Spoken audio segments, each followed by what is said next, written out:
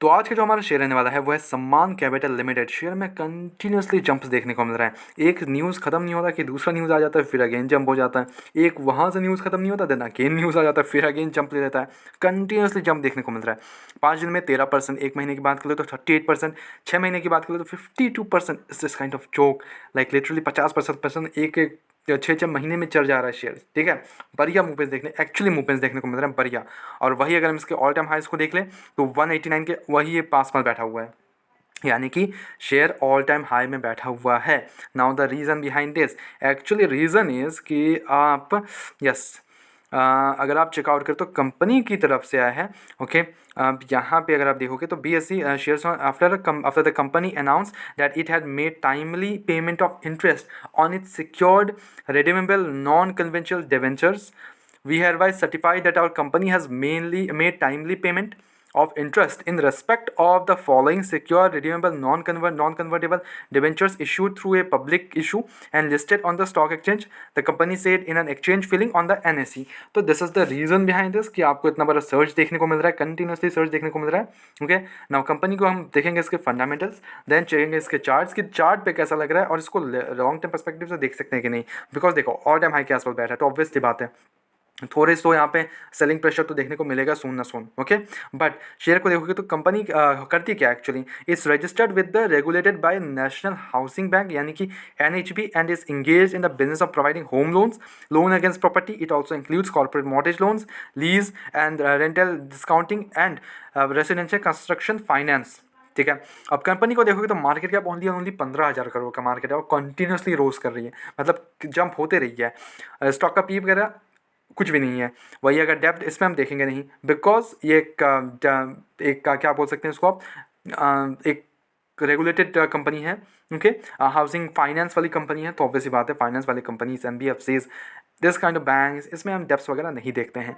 Profit growth negative में है, operating margin 26% पे ऑपरेट कर रही है। क्वार्टर रिजल्ट्स जून क्वार्टर, अब देखो सितंबर क्वार्टर के अभी तक रिजल्ट्स वगैरह नहीं है, but let's look into the June quarter results. 400 crore का जंप, यानी कि 2207 करोड़ से इंक्रीज होकर 2400 करोड़ का रेवेन्यू। और फाइनेंसिंग प्रॉफिट 426 करोड़ से इंक्रीज होकर 480 करोड़। फाइनेंसिंग मार्जिन 19% से इंक्रीज होकर 20%। और वही नेट प्रॉफिट देख ले तो 327 करोड़ से इंक्रीज होकर 334 करोड़। अर्निंग पर शेयर 6.59 से इंक्रीज होकर 4.04। तो यहाँ पे रिजल्ट्स वगैरह देखोगे तो काफ़ी मिक्स रिजल्ट्स है। बीच में क्वार्टर में इनका नेगेटिव आया था, और my goodness negative 2761 crore.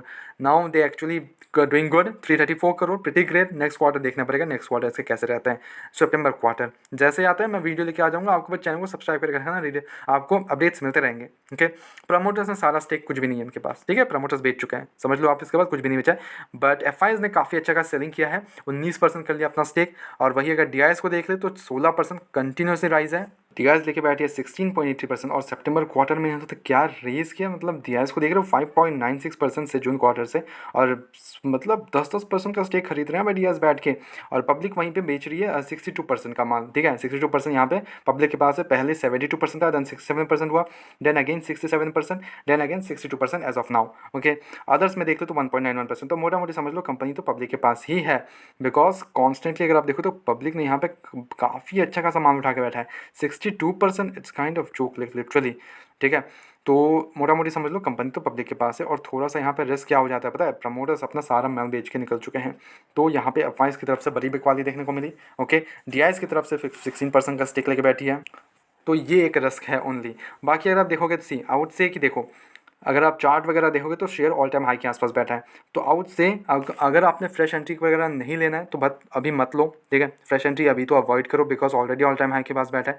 All time high के आसपास हम अपना all time high fresh entry नहीं लेते हैं। ओके, यहाँ पे आपको फ्रेश एंट्री लेना चाहिए था। अगर आपने मेरे पहले के वीडियोस देखे थे तो मैंने आपको बताया भी था, देखो जम्प्स वगैरह में हम नहीं खरीदते हैं, डिप्स में ले जाएंगे। तो डिप्स काफ़ी ज़्यादा आए, ठीक है, अप्स एंड डाउन्स काफ़ी देखने को मिले, आप वहाँ अगर खरीदते तो मिल सकता था आपको एक चांस, बट नाउ टाइम जा चुका है। ओके, बट टाइम ऐसा नहीं कि चला जाएगा, वो फिर से रिटेस्ट करने आएगा ही, ऑब्वियस सी बात है। हमेशा कोई भी शेयर ऊपर नहीं रहता है, वो हमेशा कभी ना कभी हमें प्रॉफिट बुकिंग दिखाता ही दिखाता है। अपने वॉच लिस्ट में ऐड कर लो शेयर को, प्रॉफिट बुकिंग जैसे आता है देन ऐड कर लेना, और वही स्ट्रैटेजी अपनाना, यानी कि 25% ऐसे करके डिप्लॉय करना, एक साथ 100% डिप्लॉय मत करना जितना आप इस शेयर में डालना चाहते हो। ओके, बाकी शेयर्स ओके लग रहे हैं, कोई भी इशूज़ नहीं है इस पर, ठीक है। लॉन्ग टर्म पर्सपेक्टिव ज़्यादा सही है। शॉर्ट टर्म में देखोगे तो देखिए ऑलरेडी हो चुका है, भाग चुका है, तो शॉर्ट टर्म तो अब कुछ भी नहीं है। Okay, now long term perspective okay लग रहा है, तो आपको करना है इस पर, अगर आपने फ्रेश एंट्री मत लो अभी, तो avoid the fresh entry. And अगर आप ऑलरेडी इन्वेस्टर हो, काफ़ी निचले लेवल पे आपने खरीद लिया है, तो भाई आराम से बैठो, प्रॉफिट बुकिंग एंजॉय करो, ठीक है। प्रॉफिट बुकिंग करना है करो, दूसरे शेयर्स को देखो।